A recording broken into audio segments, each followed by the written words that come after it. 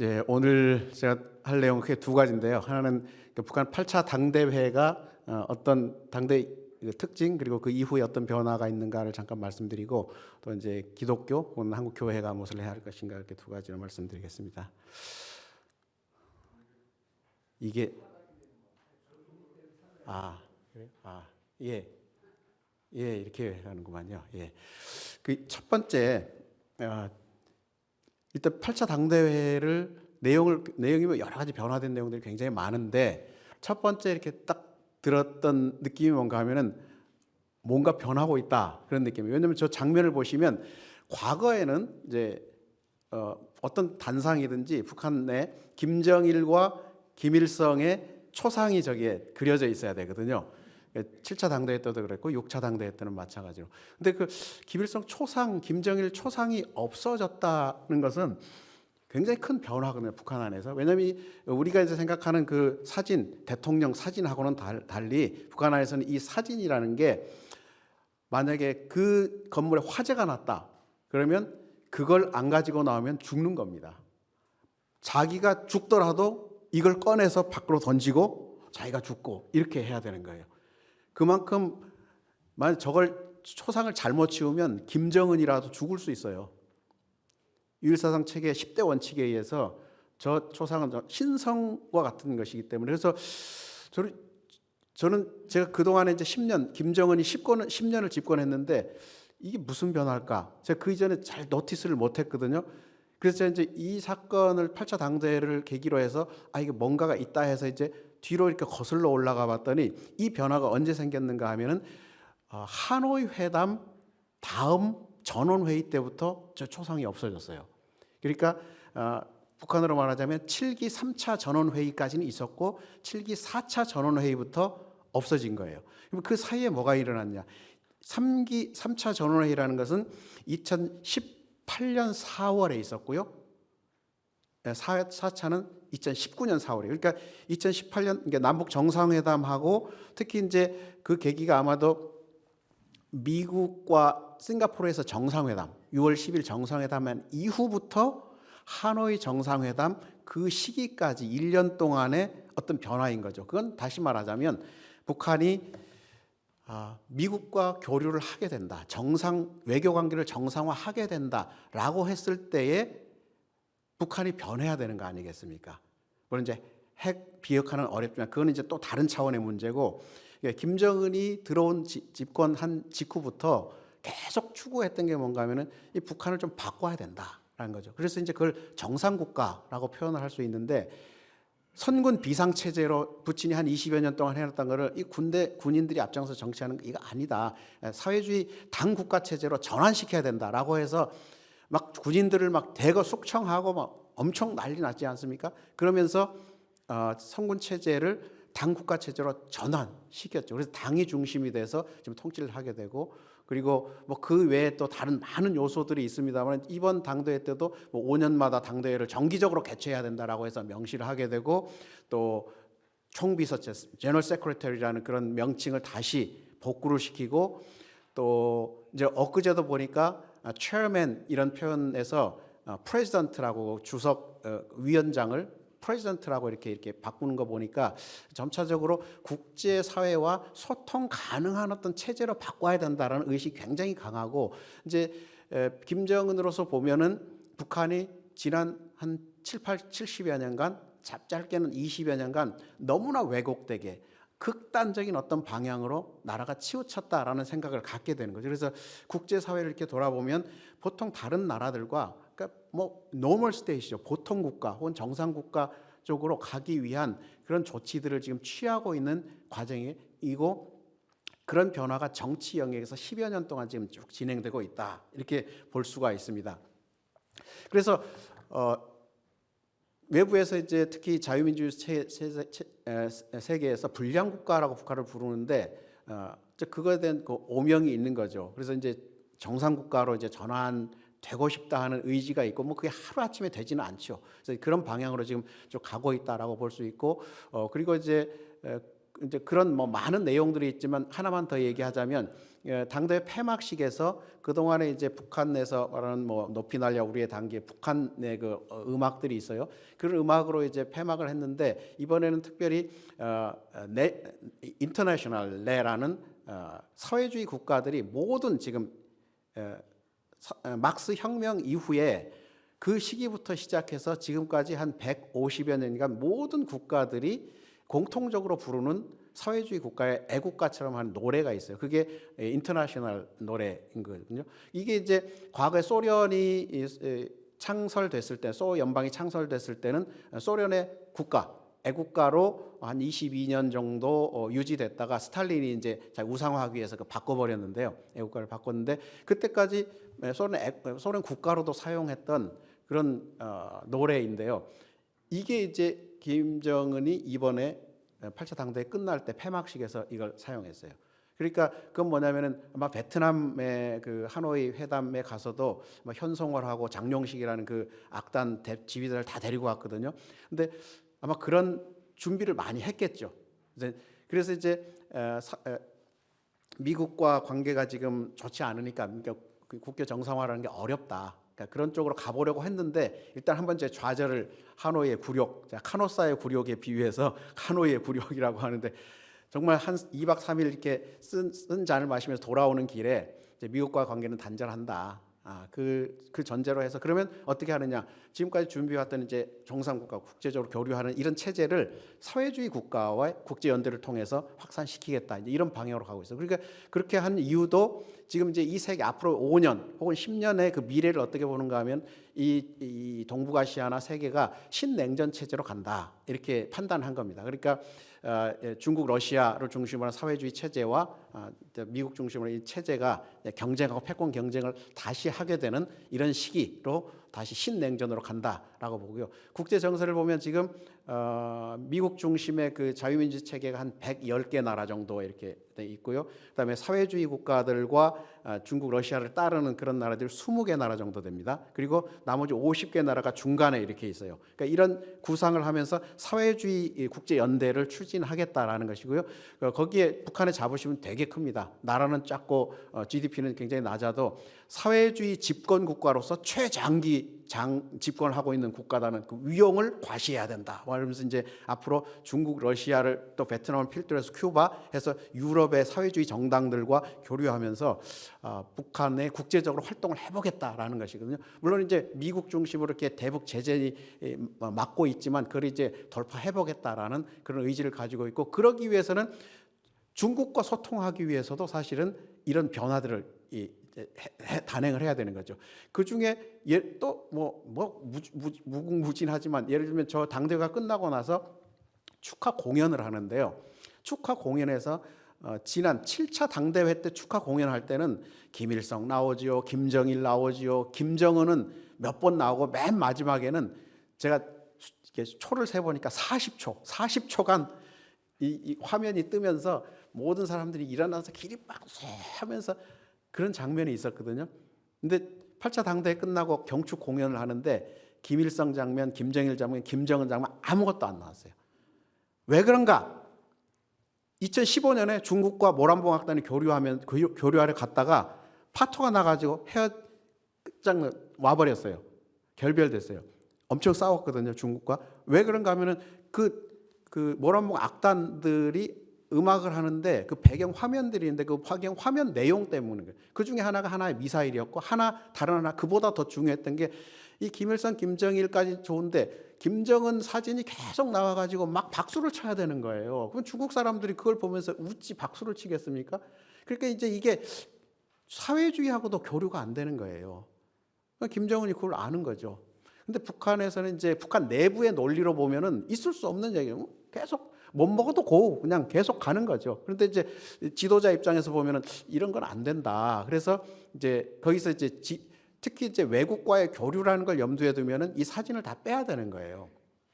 이제 그런 방식으로 지금 변화를 하고 있는데 이게 하루아침에 되지 않죠.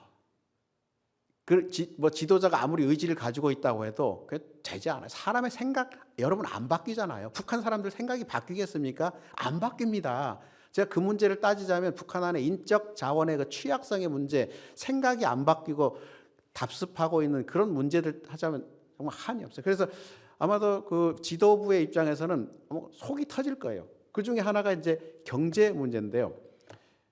이 경제가 이번에도 보니 이거 이제 경제도 이제 완전히 뜯어 고치려고 하는데 안 되는 거예요. 그래서 이번에 이제 경제 정상화 쪽으로 이렇게 틀을 잡고 한번 전체를 점검해 보니까 문제가 심각한 게요. 북한에서는 지금까지 30년 동안, 그러니까 탈냉전 이후에 30년 동안 체제가 붕괴되고 되려는 그 시점부터 해서 계속 계획을 어떻게 세웠는가 하면 1987년이 목표 연도예요. 북한, 제가 이제 이거는 정말 이거 국내에서 누구도 이런 얘기를 안 합니다만 제가 북한 학자들하고 제가 2년마다 계속 교류하면서 직접 북한 학자들과 대화를 통해서 제가 자기들이 목표치가 어디냐. 막 강성대국의 문을 열겠다. 2012년에 태양절 100주년 기념에 2012년에 강성대국의 문을 열겠다. 또 뭐 목표를 5개년 전략 세워놓잖아요. 아무것도 발표 안 됩니다. 뭐가 뭔지 모르잖아요. 이 사람들의 뭐라 그러냐면 그 목표치는 1987년이라는 거예요. 1987년이 뭐냐? 북한이 역사 속에서 가장 국력이 강성했던 때를 회복해야 된다는 거예요. 지금 그것도 회복 못한 상태인 거죠. 그때가 언제냐? 북한은 1987년으로 보고 있어요. 1인당 GDP 2,400달러. 딱 나옵니다. 그 사람들. 다 머릿속에 다 들어가 있지만 공개를 하지 않습니다. 그러니까 1인당 GDP 2,400, 지금 1인당 GDP 얼마입니까? 1,200달러 정도밖에 안 됩니다. 그때 절반밖에 안 되는 거예요. 그러니까는 아무리 노력을 해도 그때 영광을 회복하고 나야 그 다음에 점프를 할 거 아닙니까? 안 되는 거예요. 그러니까 목표는 그렇다고 목표를 하향해서 잡습니까? 목숨 죽는 겁니다. 이거는 그때 목표를 계속 설정을 하는 겁니다. 그래서 보시면 근데 이번에 놀랍게도 그러니까 숫자를 발표를 안 하다가 이번에 처음으로 발표를 했는데 두 가지를 발표했습니다. 주택 5만 호, 시멘트 800만 톤. 그래서 제가 시멘트 800만 톤이 나오니까 금방 알겠더라고요. 이건 대단한 변화다. 뭐냐면 1987년도에 목표를 잡은 게 2200만 톤이거든요. 그러면 그때에 비해서도 800만 톤이라고 잡으면 이거는 이런 수치를 적어냈다 하면은 그 사람은 다음날 아우지 탄광으로 갈 겁니다. 있을 수 없는 얘기예요. 그러고 나서 또 달성 못했다. 왜? 이런 이유 때문에. 30년 동안 생산 정상화라고 계속 그렇게 해왔던, 이번에 이제 김정은이 작년 8월 달에 그걸 알고 나서 완전 이거 다 드러내라. 그리고 달성할 수 있는 목표를 달성하라 하니까 그냥 800만 톤이 돼버린 거예요. 그리고 뭐 주택도 과거에는 15만 호 건설 막 이랬거든요. 근데 지금은 5만 호 건설, 1년에 10,000호 건설. 그거 못하면 이제 살아남지 못하는 거예요. 어쨌든 그렇게 했음에도 불구하고 다시 한 달 만에 전원회의, 8기 2차 전원회의를 했잖아요. 그렇게 얘기를 해도 결과가 뭐냐? 전력 생산을 작년보다도 낮추어 잡았다.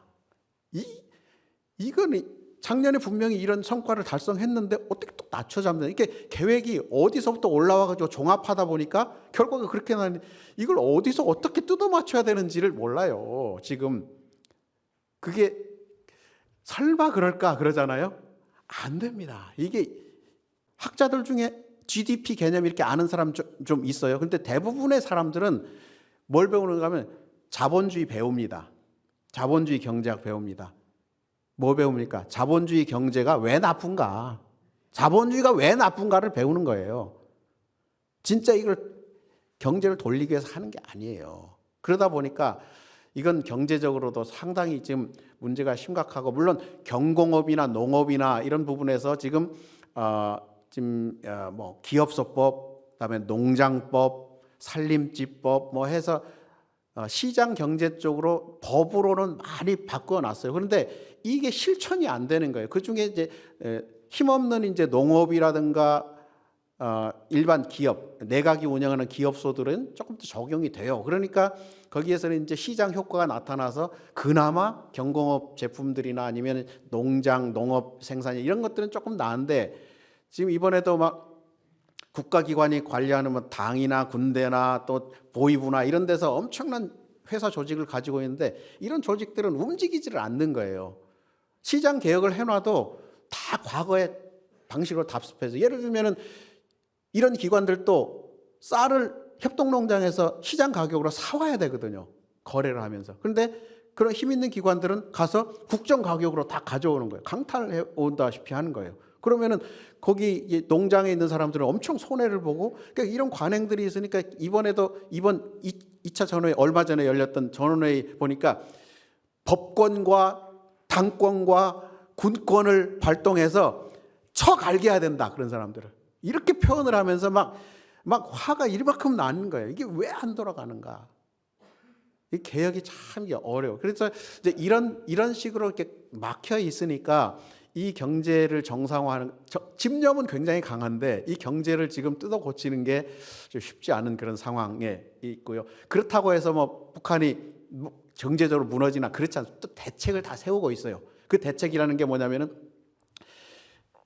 이제 원자력 발전소를 건설하겠다 그러잖아요. 지금도 원자력 발전을 돌리고 있어요. 그러니까 핵 문제라는 거는 뭐냐면은 북한이 말할 때, 우리가 이제 얘기할 때 핵 문제라고 하지만은 그거는 북한 안에서는 핵 문제가 아니고 원자력 발전, 에너지 문제예요. 그 발전소가 지금 5개 있습니다. 그 5개에서 지금 핵무기라는 거는 원자력 발전소를 돌리고 남은 찌꺼기로 만드는 거잖아요. 폐기물로. 그러니까 핵무기가 논의가 된다 하는 거는 원자력 발전소 전력 문제와 관련이 되는 거예요. 그러니까 앞으로 북한은 이 길로 쭉 가겠다는, 더 건설하고 더 확장시키겠다라고. 그러면 이제 미국과의 갈등이 또 이제 치열해지겠죠. 이제 그렇게 원자력 발전소를 건설해 보겠다. 그다음에 하나 이제 관광이에요. 관광이 김정은 브랜드 정책입니다. 김정은이 들어오자마자부터 올인했던 정책인데 이게 현금을 바로 확보할 수 있어서 굉장히 사회주의 국가들이 매력을 느끼는 정책이고, 이거는 1980년대 벌써 이미 사회주의권이 붕괴되기 바로 직전에 80년대 말에 대부분의 사회주의 국가들이 혈안이 돼 있던 정책이에요. 김정은도 들어오자마자 그 태영호 공사 책에 보면은 그 얘기가 나옵니다. 사람들이 그 태영호 공사 책 잘 안 읽기도 하고, 저는 그런 책을 보면서 이게 필요한 부분, 거기에 분명히 어떻게 김정은이 들어오자마자 태영공사 증언에 의하면 이 제재라는 게 절대 끝나지 않는다. 김정은은 절대 끝나지 않는다. 미국은 절대 우리를 놓아주지 않는다. 그러니까 해야 되는 게 뭐냐면 관광이다. 그래서 들어오자마자 원산, 백두산, 막 칠보산 해서 관광이죠. 그리고 그 전까지 코로나 때문에 완전 지금 이게 직격탄을 맞았는데, 코로나가 직격탄 날린 것 중에 관광이잖아요. 저는 이걸 보면서 야, 인간의 힘으로 안 되는구나 라는 걸 또 한 번 느낀 거예요. 그렇지 않았으면, 코로나만 아니었으면 북한이 날아다닙니다. 중국 때문에, 러시아 때문에. 사회주의 연대 속에서 중국이 코로나 전까지 120만 명이 갔거든요. 이걸 시진핑이 500만 명까지 늘려주겠다고 했어요. 그 정상회담 때, 코로나 전 정상회담 때. 그래서 저는 아예 끄떡없겠다라고 했는데 이 코로나가 오니까 북한이 지금 굉장히 어려운 상황입니다. 코로나만 아니면 진짜 날아다니. 여기서 대북 제재 아무리 해도 개인 제재는 못 하거든요. 관광 제재 지금은 안 돼요. 물론 미국이 또 있다 하겠죠. 그런데 그렇게 되면 막 제재했던 것을 상쇄하고도 남습니다. 그런 상황이라서 뭐 그렇죠. 그다음에 모든 힘을 동원해서 군수 시설로 비대하게 돼 있는 것들을 이제 민간용으로 지금 2018년부터 전환해서 민간용 생산을 하다 보니까 경제가 조금 살아나고 있어요. 핵무기가 있으니까 다른 부분을 조금 좀 돌리지 않고 민수 생산으로 전환해서 지금 하고 있는 그런 뭐 그 몇 가지 정책들을 통해서 경제를 그나마 이제 유지시킬 수 있는 능력이 있어요. 북한 경제가 굉장히 규모가 작기 때문에 저런 것만 조금 외화벌이 같은 것도요. 뭐 지금 중국과의 외화벌이도 어느 정도 가동되고 있어요. 과거에 9만 명이 상주했다가 한 7만 명, 적으면 5만 명으로 이렇게 줄어들긴 했습니다만은 한 절반으로 줄어들었으면, 그러나 거기서 이제 외화를 가지고 오는 것들을 통해서 북한 경제라는 거는 뭐 정말 이 한 방울 물 정도밖에 안 되니까 그냥 돌릴 수 있어요. 내수 좀 이렇게 돌리고요. 그러니까 그런 부분에서 뭐 그냥 생존은 해 나가겠지만 굉장히 어렵다. 그럼 민심은 물론 나빠지겠죠. 거기에서 더 문제는 이제 사회 문제, 계층 간의 갈등이 굉장히 심각합니다. 지금 그러니까 중산층들이 시장을 통해서 살아나고 상인들이 140만, 그리고 이제 기업소에서 실질적인 사기업처럼 되어 있는 노동자들이 또 상당수 되고요. 이 사람들이 수준이 소득 수준이 좀 올라가고 있습니다. 근데 이제 그 반면에 저소득층에서 한 500만 명이 극빈층으로 존재하고 있어서 이 사람들을 지금 관리를 하지 못하고 있고, 또 다른 측면에서는 상류층들의 불만이 굉장히 많아요. 왜냐하면 이 시장 개혁이라는 건 대부분 중산층의 혜택으로 돌아가는데, 그래서 상류층들이 지금 이제 당이나 군대나 뭐 이런 그 권력 기관들에 있는 그 사람들이지 않습니까? 그러니까 이런 사람들이 지금 시장의 혜택을 많이 못 받고 있는 그룹이잖아요. 그러면 이제 이 사람들은 개혁에 대해서 뭐 열심히 장사하는 사람들은 좋지만 우리는 뭐 돌아오는 게 별로 없다. 뇌물이나 좀 뜯고 이런 관리하면서 돈을 벌. 그러다 보니까 이 사람들이 이제 굉장히 미온적이기도 하고 또 그냥 적극적으로 참여를 안 하다 보니까 이제 경제가 또 그냥 어려워지고 그러는 거죠. 그래서 이 사람들한테는 이제 국가 차원에서는 뭐냐면 이제 지금 주택을 많이 짓지 않습니까? 그 주택을 배정할 때 1순위로 배정, 우선 배정 순위로 상류층들, 거기 북한에서는 그 성분으로 보면은 전사자 피살자 가족이 상류층인데요. 전사자 피살자 가족들에게 살림집을 우선, 아파트를 우선 배정하라고 법에 나와 있습니다. 그럴 정도로 상류층들은 주택 배분으로 해서 좀 민심을 잡는 것이고요. 이제 그런 식으로 해서 지금 체제를 꾸려가고 있는데, 그러니까 그러나 이제 계층 간에 약간 사시의 눈으로 이렇게 변화들을 지금 보고 있고, 그런데다가 이제 정치적 경직성이 굉장히 크지요. 또 관료들의 아까 말씀드린 대로 그 역량이 떨어져 있으니까 이걸 어디서 어떻게 교육을 시켜서 투입해서 나라를 운영할지 이런 부분에 대해서 상당히 어려운 상황에 있습니다. 그래서 이런 상황을 놓고 볼 때 한국 교회나 기독교는 무엇을 해야 하는가, 제가 세 가지로 말씀을 드리겠습니다. 첫째는 북한이 이제 국제 교류와 국제적 진출을 굉장히 목말라 하고 있습니다. 이걸 이제 제가 표현하기로 이제 정상 국가로의 진출이다. 그러니까 불량 국가가 아니고 좀 우리도 정상 국가니까 좀 정상적으로 대우해달라. 보통 국가, 일본으로 말하면 보통 국가고요. 보통 국가로 대우해달라라는 의지가 굉장히 강한데, 이런 것들을 좀 저희가 잘 활용해서 북한이 여러 영역에서 국제적으로 진출하려고 하는 그런 활동들을 좀 돕는 북한, 그걸 이제 이름하여 북한 국제화 정책이라고 그렇게 불러볼 수 있을 것 같습니다.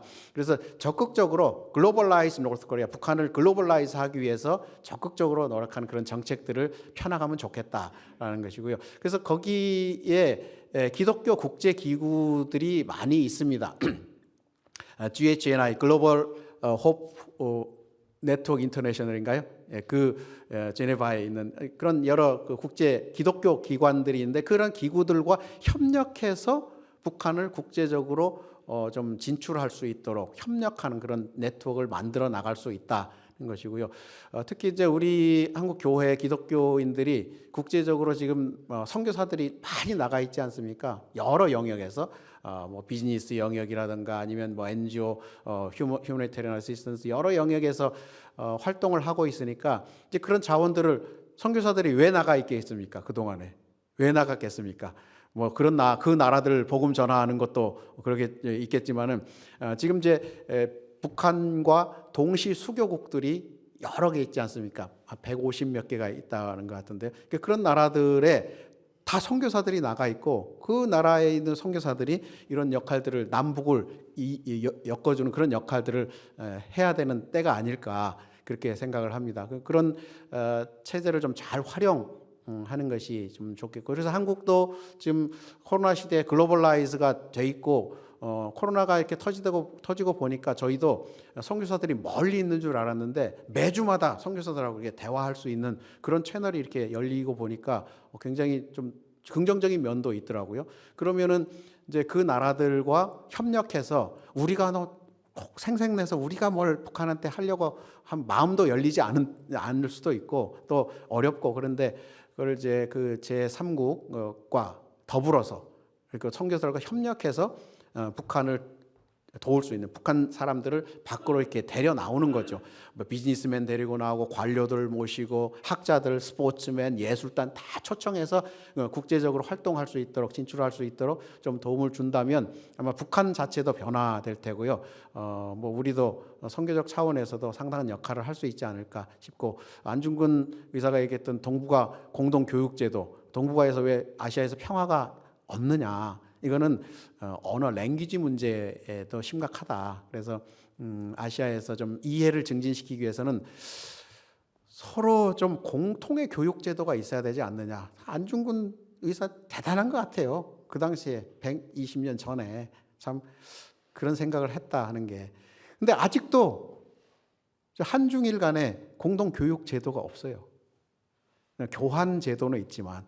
그래서 이런 것에 좀 교회가 좀 관심을 가지고 한중일, 몽고 뭐 이런 나라들을 엮어서 공동의 교육제도, 인터내셔널한 교육제도를 만들어서 여기서 자원들을 훈련시키면 서로 소통하고 언어를 배우고 그래서 이 동아시아의 평화가 유지되지 않을까 그렇게 생각을 해보는 겁니다. 두 번째로는 이제 뭐 북한의 취약계층 아까 말씀드린 한 500만 명의 취약 계층들이 있는데 그런 사람들 지원 또 뭐 의료 지원 이런 것도 이제 아까 말씀드린 그 제3국에 그 국가에 나가 있는 과거의 사회주의 국가 동유럽 국가라든가 또 지금 현재 중국, 베트남 이런 나라들 포함해서 그런 나라들 양국 수교를 했던 동시 수교국에 있는 사람들을 좀 잘 활용하면 되지 않을까 싶고 제가 우리 이양구 대사님과 홍영 박사님과 지난번 평창 평화 포럼에서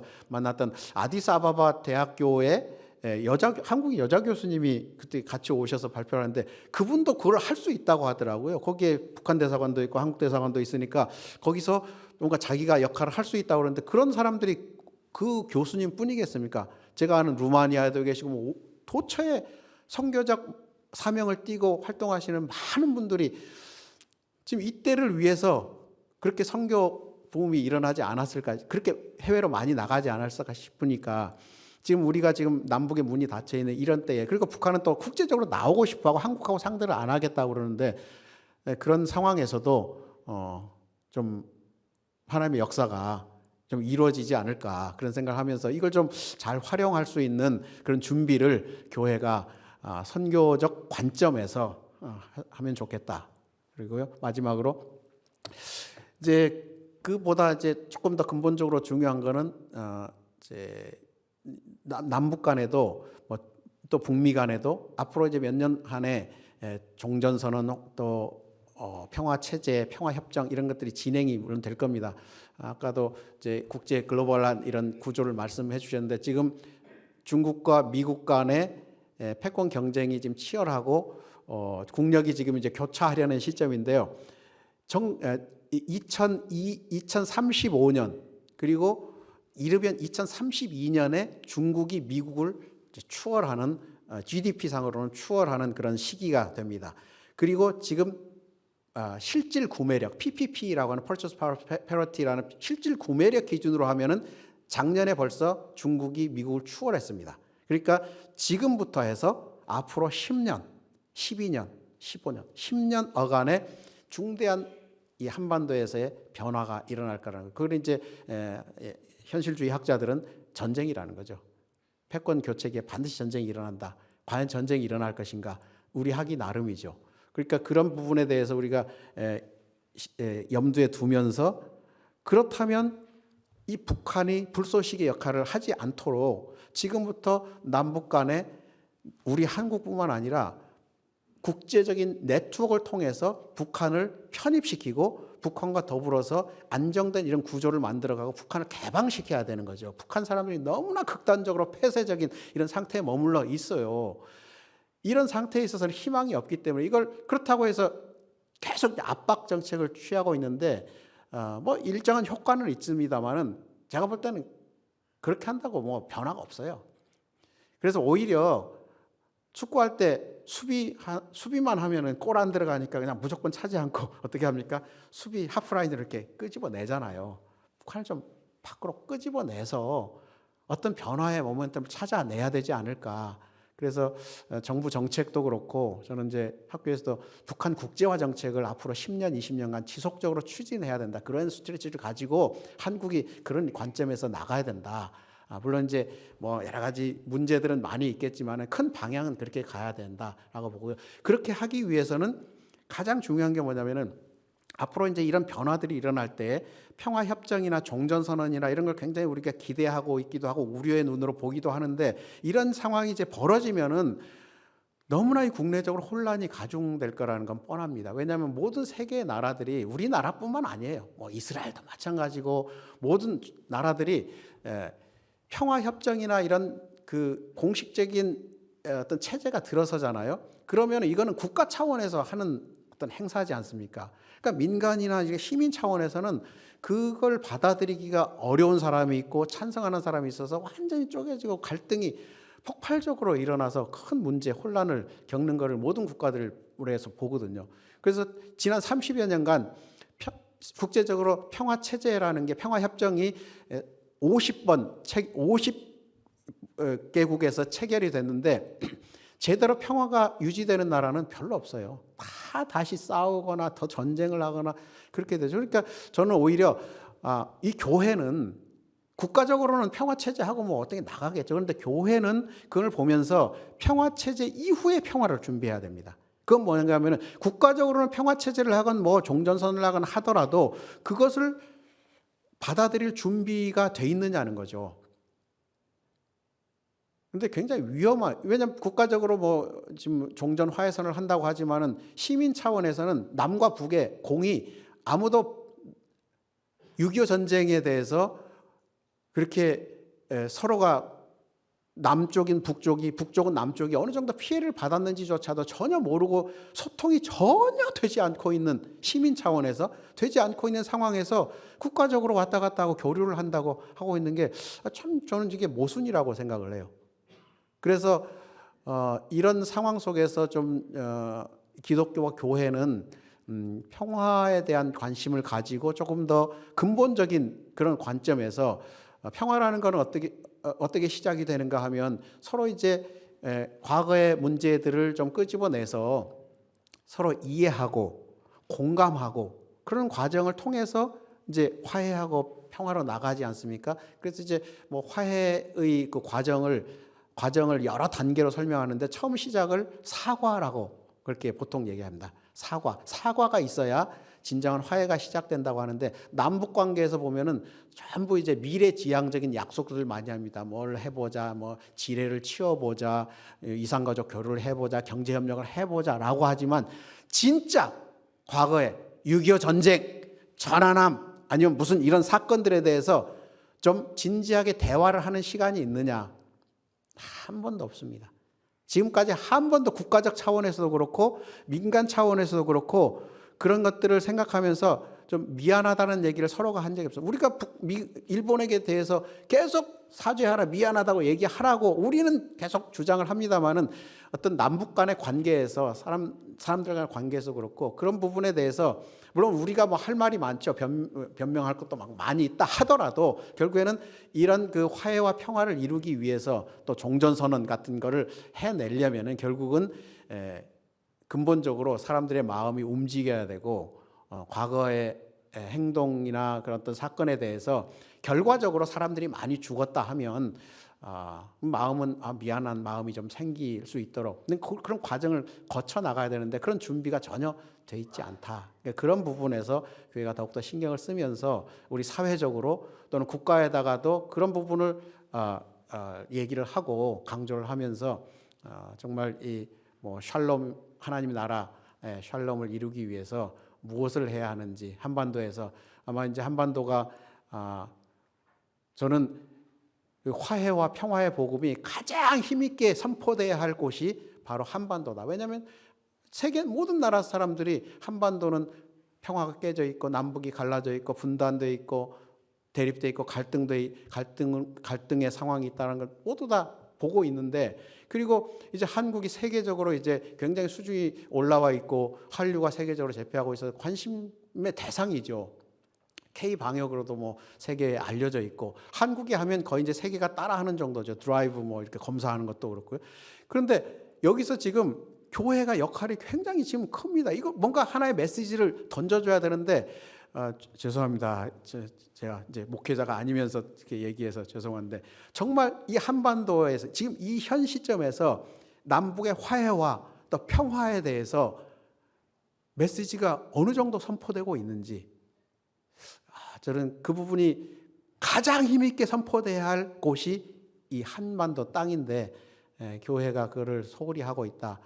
그러니 이제 맛을 잃어서 지금 이제 내려가고 있다. 저는 그렇게 느껴지는데 다시 한번 정말 여기 계신 분들이 뭐 이제 복음주의 협의회가 중심이 돼서 한반도의 화해와 평화의 메시지가 교회로부터 시작돼서 많은 어려움이 있겠죠. 또 개인적으로도 그렇고 그러나 이제 정말 복음의 근본 메시지를 이 한반도 땅에서 이 역사 속에서 선포하고 또 실천해야 될 때가 아닌가 그렇게 생각을 합니다. 이 정도로 강의를 마치도록 하겠습니다.